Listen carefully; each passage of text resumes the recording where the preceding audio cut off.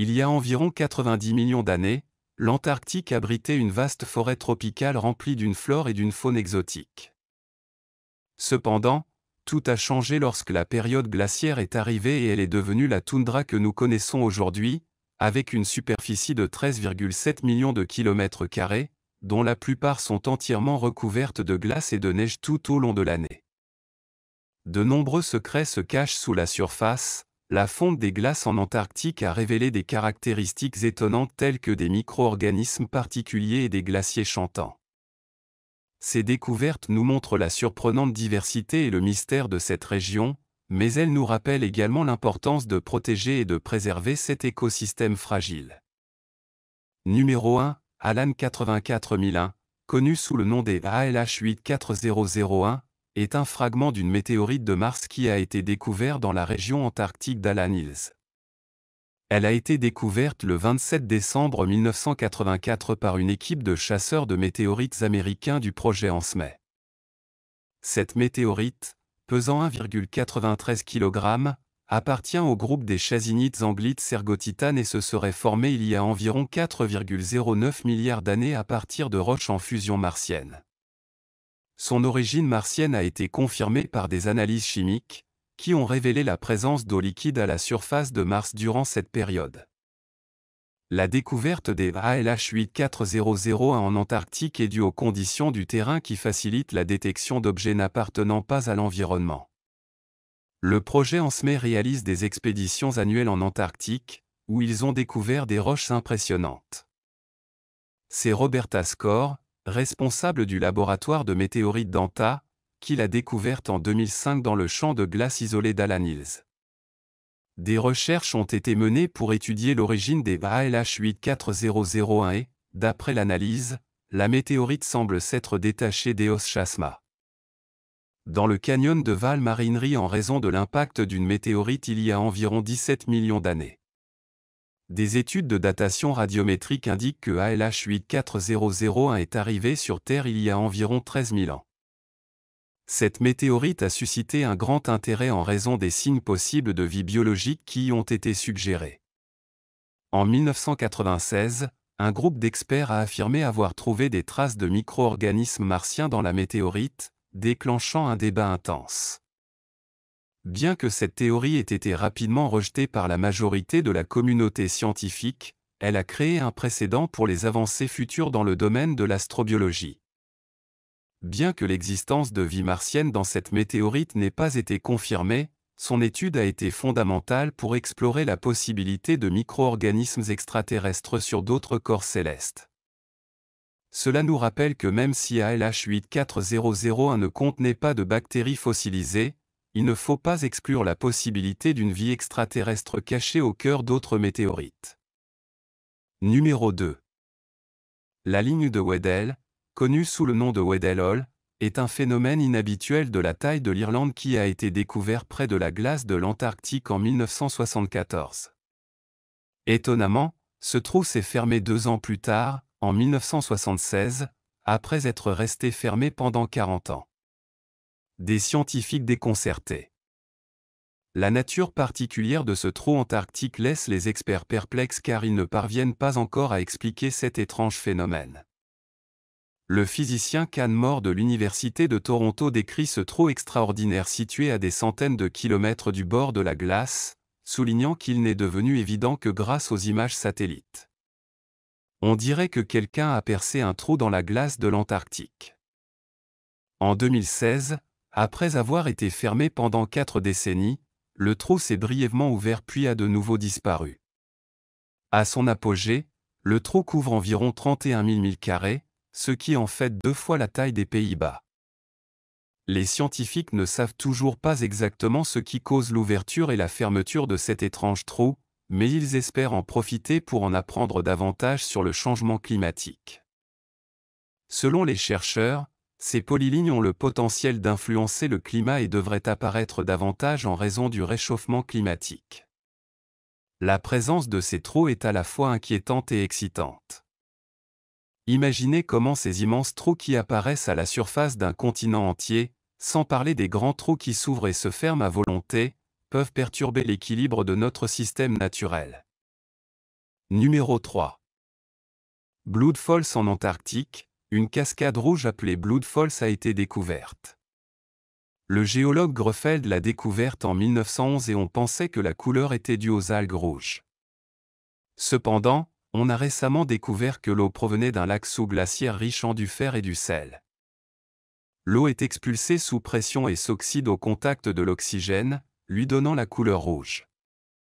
Cette cascade offre aux scientifiques la possibilité d'étudier la vie microbienne sans avoir à percer la glace. Le lac est entré il y a des millions d'années et sert de capsule temporelle abritant des espèces microbiennes uniques qui ont évolué dans des conditions extrêmes. On pense que d'autres lacs similaires existent sous la surface gelée de l'Antarctique. Numéro 4. Un monde caché a été découvert à 1600 pieds sous la glace en Antarctique. Les chercheurs ont découvert un écosystème souterrain avec de petits organismes ressemblant à des crevettes sous la plateforme de glace de Larsen. À l'aide d'un tuyau d'eau chaude, ils ont creusé jusqu'à une chambre cachée sous terre. Des amphipodes ont été découverts nageant autour de la chambre, ce qui a surpris l'équipe de recherche. Cela indique l'existence d'un processus écosystémique en cours à des profondeurs extrêmes. On a également découvert que la caverne souterraine ne ressemblait pas à ce que l'on attendait, avec un toit irrégulier et une colonne d'eau divisée en plusieurs couches. L'éruption du volcan à grande distance a généré des ondes de pression qui ont affecté la chambre souterraine. Cette découverte démontre l'interconnexion des différents éléments de notre planète. Numéro 5. Le glacier chantant. Les chercheurs ont découvert que la barrière de glace rose émettait un chant. À l'aide de capteurs sismiques, les scientifiques ont découvert que la couche supérieure de neige du glacier produit constamment un bourdonnement sismique d'une fréquence de 5 Hz. Le son est décrit comme le coup constant d'une flûte et sa hauteur varie en raison d'événements tels que les tempêtes et la fonte des neiges en surface. Cette crête fournit des informations sur les mouvements de surface de la banquise et permet d'évaluer sa stabilité et sa fragilité. Bien qu'inaudible pour les humains, ce chant est devenu un outil précieux pour surveiller l'environnement et son impact sur le glacier, révélant la façon surprenante dont la structure de la glace communique avec nous. Nous découvrirons peut-être bientôt un glacier qui chante des mélodies que les humains peuvent également entendre dans ce monde glacé et mystique. Tout est possible. Aujourd'hui, les seuls habitants de ce paysage aride sont des scientifiques travaillant dans des stations de recherche réparties sur tout le continent. Des géologues de renom croient depuis longtemps que les anciens humains ne se sont jamais installés en Antarctique en raison de son climat hostile. Cependant, étonnamment, en 2016, des images satellites ont révélé une curieuse formation émergeant de la glace, et certains chercheurs pensent qu'il pourrait s'agir d'une pyramide artificielle. Récemment, de nombreux rapports ont fait état d'immenses pyramides en Antarctique, qui s'élèvent au-dessus de la glace et semblent parfaites, tout comme celle d'Égypte. Mais les dépassant en taille. L'un d'eux a des bases parfaitement carrées qui s'étendent sur 2 km² dans chaque direction. Est-il alors possible que nos ancêtres aient réellement atteint le continent antarctique? Peut-être même qu'ils s'y sont installés? Une pyramide artificielle sous la glace de l'Antarctique? Si une idée aussi incroyable est vraie, alors nous nous posons naturellement quelques questions. Comment une structure aussi massive a-t-elle été construite en Antarctique? Quand a-t-il été réalisé et par qui? Des géologues nous ont informé que l'Antarctique était sous la glace depuis plusieurs millions d'années. Cependant, il existe des preuves qu'elle aurait pu être libre de glace, au moins dans certaines zones, jusqu'à peut-être 4000 avant JC. Il existe de nombreuses histoires en provenance de Polynésie sur les soi-disant héros culturels venus sur le continent antarctique. Un universitaire français nommé Argot a compilé toutes ces différentes histoires dans un livre intitulé « Hors de l'Antarctique ». Les histoires des peuples polynésiens décrivent cette terre étrange avec des roches blanches émergeant de l'eau, qui sont en réalité des icebergs, et d'autres créatures comme des phoques et des pingouins, qui semblent décrire une zone que nous connaissons aujourd'hui sous le nom d'Antarctique. Les Polynésiens croyaient que c'était le lieu de leurs ancêtres et ils disaient que c'était de là que nous venions.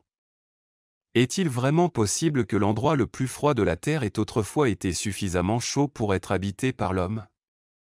Eh bien, en 2017, des géologues allemands ont prélevé des carottes dans les profondeurs des fonds marins gelés de l'Antarctique, pour analyser à quoi aurait pu ressembler le climat du continent il y a des milliers d'années. Ce qu'ils ont découvert était incroyable. Lors de cette expédition début 2017, nous avons utilisé un équipement de forage des fonds marins très spécial, jamais utilisé auparavant en Antarctique.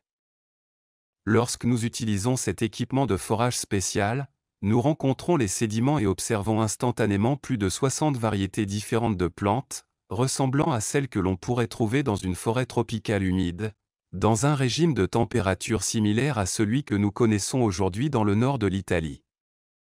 Et découvrir cela sur le continent antarctique était très excitant, car les conditions climatiques actuelles ne permettent à aucune végétation de survivre dans ces conditions.